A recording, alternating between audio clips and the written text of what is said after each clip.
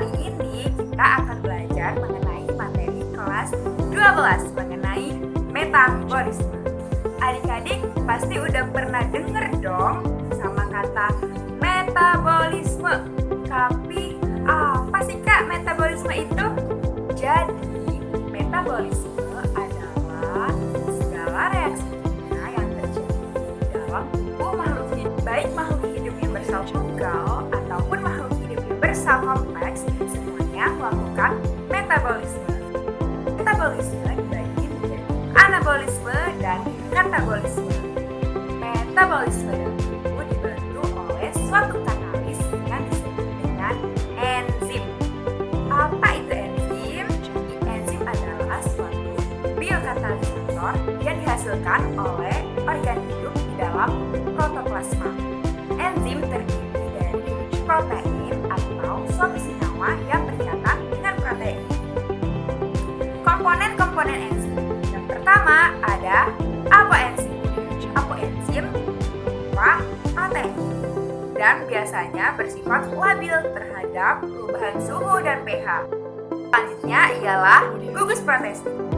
Gugus protestik dibagi menjadi dua, yaitu kofaktor dan koenzim. Kofaktor tersusun atas molekul-molekul zat anorganik, sedangkan koenzim tersusun atas molekul organik. Keseluruhan dari komponen penyusun tersebut disebut holoenzim. Sifat-sifat enzim. Yang pertama ialah enzim bersifat biokatalisator. Artinya, enzim dapat mempercepat laju reaksi tanpa ikut bereaksi. Dan hal tersebut terjadi di dalam tubuh. Yang kedua, enzim bekerja spesifik. Artinya, satu jenis enzim hanya dapat merubah satu jenis substrat.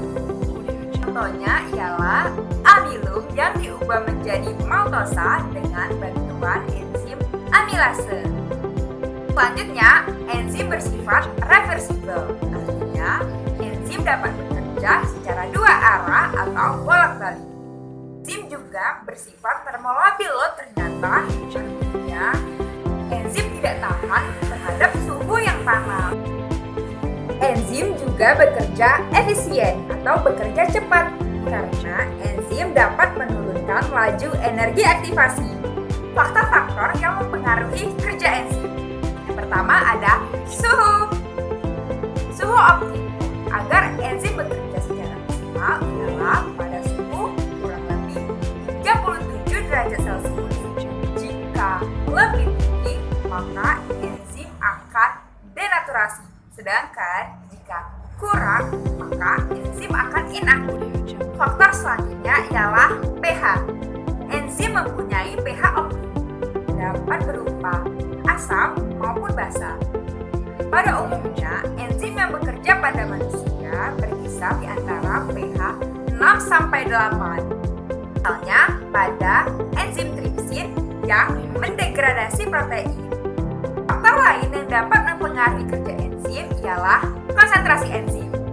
Pada umumnya, konsentrasi enzim berbanding lurus dengan laju reaksi.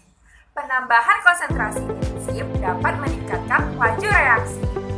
Lainnya ialah aktivator. Terdapat zat-zat kimia tertentu yang dapat meningkatkan kerja enzim. Contohnya ialah garam-garam dari logam alkali dalam keadaan encer dapat mempercepat kerja enzim. Faktor lainnya yang dapat mempengaruhi kerja enzim ialah inhibitor. Inhibitor berupa zat kimia yang dapat menghambat kerja enzim.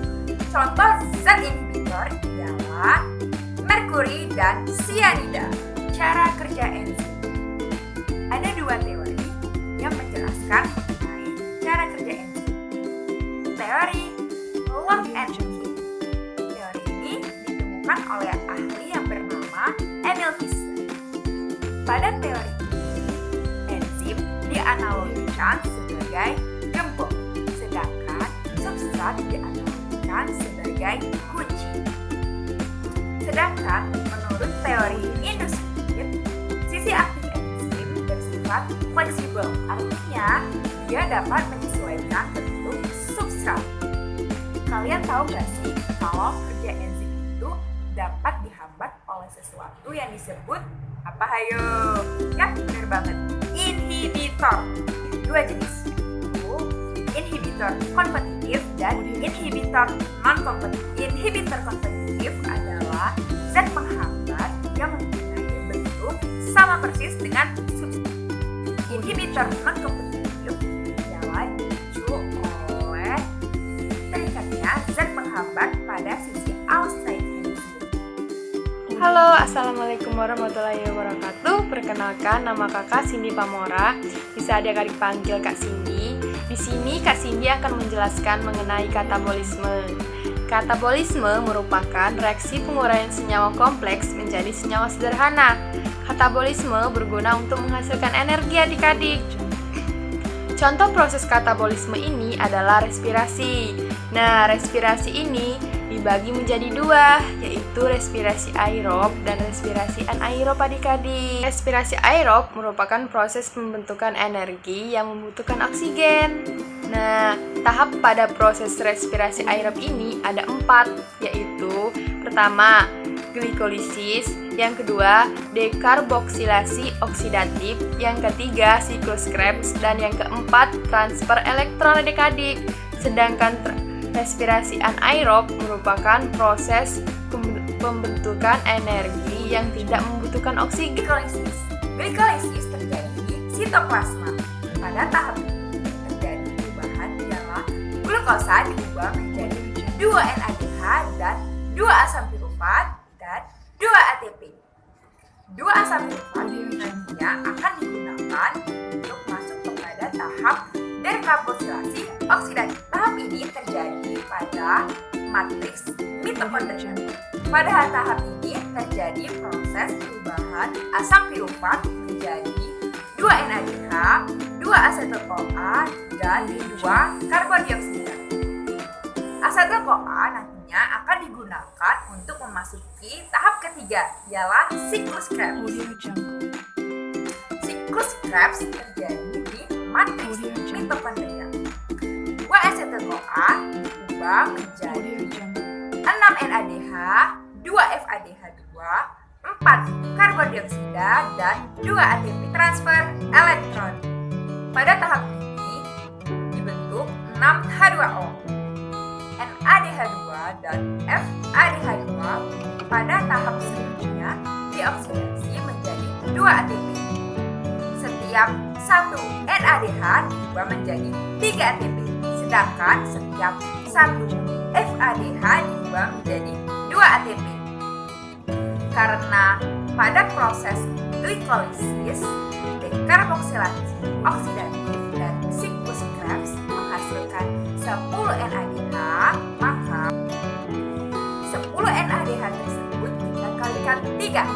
Jadi ATP yang dihasilkan dari proses tersebut sebanyak 30 ATP. Sedangkan FADH yang dihasilkan dari proses glikolisis, dekarboksilasi oksidatif, dan siklus Krebs berjumlah 2. Sehingga 2 kita kalikan 2, jadi 4 ATP. Total ATP yang dihasilkan dari oksidasi NADH dan FADH2 ialah 34 ATP. Sedangkan total ATP yang dihasilkan dalam proses respirasi aerob berjumlah 38 ATP. Baiklah, Kais akan menjelaskan mengenai anabolisme. Jadi adik-adik, anabolisme adalah kebalikan dari proses katabolisme. Anabolisme merupakan proses pembentukan senyawa sederhana menjadi senyawa kompleks. Biasanya, proses anabolisme memerlukan energi. Contoh dari anabolisme adalah fotosintesis dan kemosintesis.